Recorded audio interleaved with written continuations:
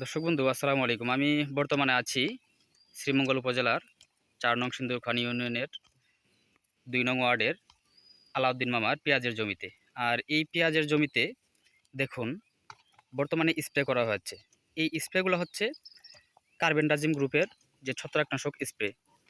তো আপনারা জানেন, যখন পেঁয়াজ বপন করা হয়, বীজ বপন করার ১ সপ্তাহের মধ্যেই অঙ্কুর বের হয়। আর অঙ্কুর বের হওয়ার সাথে সাথে কিন্তু বিভিন্ন রোগের আক্রমণ হয়।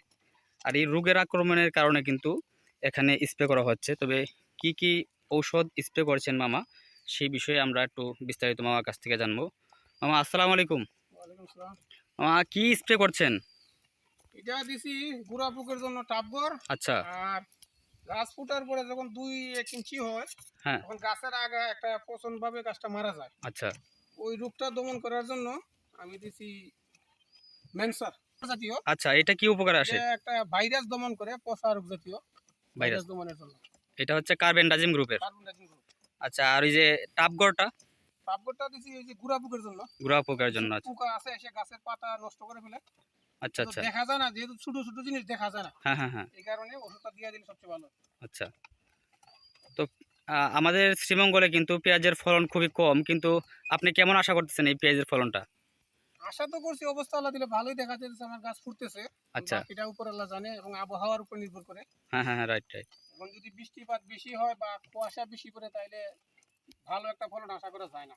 না না, ঠিক আছে। মানে আবহাওয়ার উপর নির্ভর করবো আমাদের ফলন। ঠিক আছে।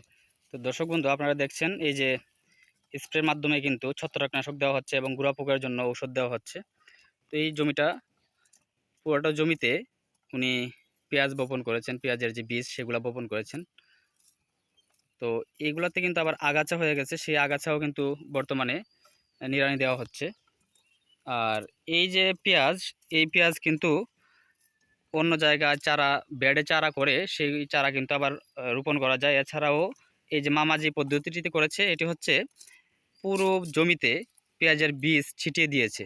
তো এই পদ্ধতিতেও করা যায়, আপনারা চাইলে এইগুলো করতে পারেন। তবে যারা পেঁয়াজ করেছেন, যাদের পেঁয়াজের অঙ্কুর বের হওয়ার সাথে সাথেই পচন রোগের আক্রমণ হয়েছে বা গুড়া পোকে ধরেছে, তারা গুড়া পোকের জন্য টাপগড় প্রতি ১ লিটার পানিতে আপনি ১ গ্রাম এবং ম্যানসার যেটা আছে, ম্যানসার, এটা প্রতি লিটার পানিতে ১ গ্রাম মিশিয়ে স্প্রে করতে পারেন। তো সবাই ভালো থাকুন, সুস্থ থাকুন। আসসালামু আলাইকুম।